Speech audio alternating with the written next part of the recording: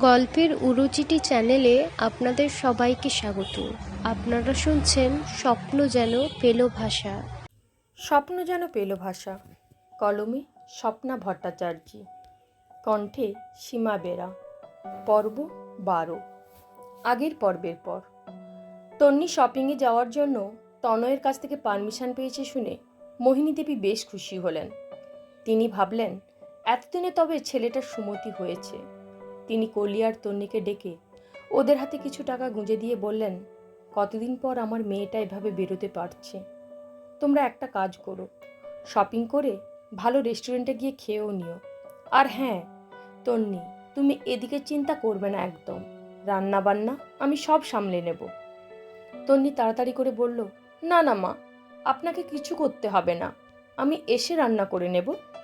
কলিও বলল, আমি দিভাইয়ের হেল্প করে দেবো রান্নায়, তুমি একদম চিন্তা করো না আন্টি। মোহিনী দেবী চোখ পাকিয়ে কলিকে বললেন, বেশি পাকামো করিস না, আমি যা বললাম তাই কর। তনি বলল, কিন্তু মা। তন্নির কথা শেষ হওয়ার আগেই মোহিনী দেবী বললেন, কোনো কিন্তু না, আমার কথার ওপরে কোনো কথা হবে না, কেউ তোমরা কথা বলবে না। তন্নি আর জোড়াজুড়ি না করে বলল, আচ্ছা মা, তাই হবে। মোহিনী দেবী তন্নির মাথায় হাত বুলিয়ে বললেন, নাও নাও, খোকা বাড়ি আসলে বলা যায় না, হয়তো তার মত পাল্টে যেতে পারে, তাই তার আগেই বেরিয়ে যাও। দিদুনটা কোথায় গেল? তন্নি বেরোতে বেরোতে বলল, ও রেডি হয়ে বাইরে রাজবাবুর সাথে ব্যাডমিন্টন খেলছে, আমরা যাওয়ার সময় ডেকে নেব। কথাটা বলে তন্নি কলির দিকে ফিরে দেখে কলি ল্যাপটপ ব্যাগটা পিঠে নিয়েছে। সে বলল, এ কি বোন, তুই শপিং করতে যাচ্ছিস ল্যাপটপ নিয়ে? কলি বলল, এর মধ্যে ল্যাপটপ নেই রে দিদি, ওটা আমি বের করে ঘরে রেখে দিয়েছি। তন্নি বলল, তাহলে এই ব্যাগটা কেন নিয়ে যাচ্ছিস? কলি কি বলবে বুঝতে পারল না। তারপর আমতা আমতা করে বলল, আসলে না, ওই জিন্স টপের সাথে যাবে এমন কোনো ব্যাগ নেই আমার কাছে, তাই এই ব্যাগটাই নিলাম। এটা মানিয়েছে না? তন্নি কলির কথার মধ্যে যুক্তি খুঁজতে লাগলো। কলি আর কিছু ভাবতে না দিয়ে তাকে টেনে নিয়ে চলে গেল। ওরা তিতলিকে সাথে নিয়ে বেরিয়ে গেল। বেশ কিছুক্ষণ শপিং মলে ঘুরলো। তারপর কলি নিজের প্রয়োজনীয় সব জিনিস কিনলো আর তিতলির জন্য ড্রেস আর একটা বেশ বড় টেডি নিল।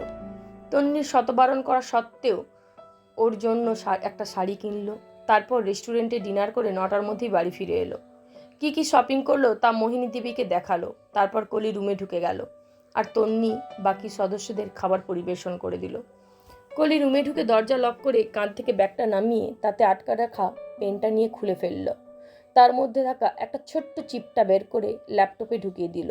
আসলে পেনটা একটা স্পাই ক্যামেরা পেন ছিল। কলি ওটা ওর ব্যাগে ফিট করেছিল তনয়ের ইনফরমার কে সেটা দেখার জন্য।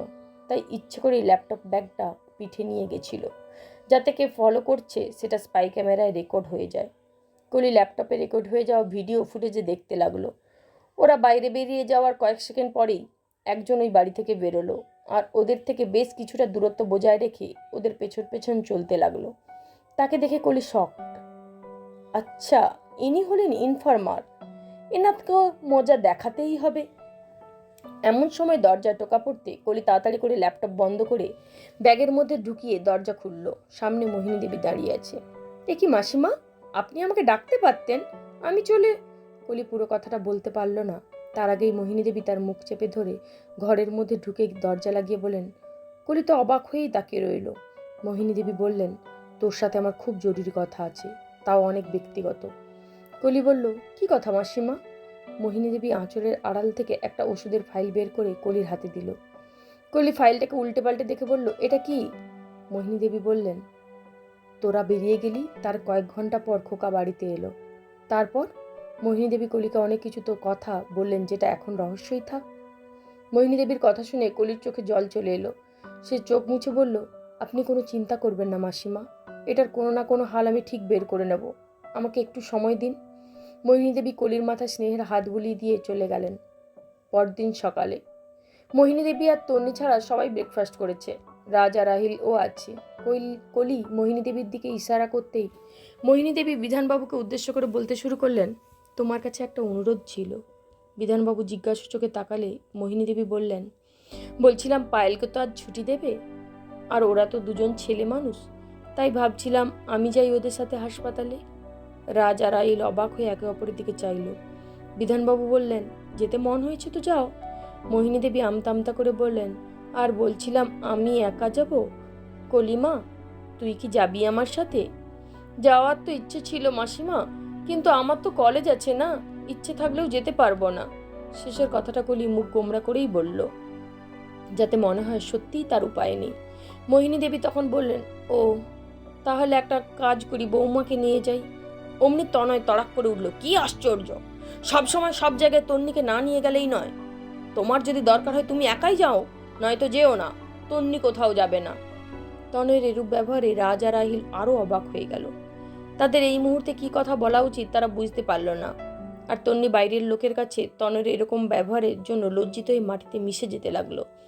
বিধানবাবু কড়া সুরে বললেন, খোকা, মায়ের সাথে এরকম কথা বলবে তুমি? কিন্তু বাবা, তনের কথার মাঝেই কলি তনের চোখে চোখ রেখে বলল, আমার না একটা জরুরি কল করার আছে, আমি আসছি। তনয় কলির কথার ইশারা বুঝতে পেরে গেল। ঠিক আছে, তোমরা দুজনেই যখন চাইছো তখন যাকো। এই কথা বলে চেয়ার থেকে উঠে পড়ে গট গট করে অফিসের ব্যাগটা নিয়ে বেরিয়ে গেল। মোহিনী দেবী কলির দিকে তাকাতে কলির থামস আপ করে ইশারায় অল দ্য বেস্ট জানিয়ে দিল। তারপর মনে মনে ভাবল, আজ এক ঢিলে দুই পাখি মারা হবে। পর্বটি যদি ভালো লেগে থাকে চ্যানেলটিকে অবশ্যই সাবস্ক্রাইব করবেন।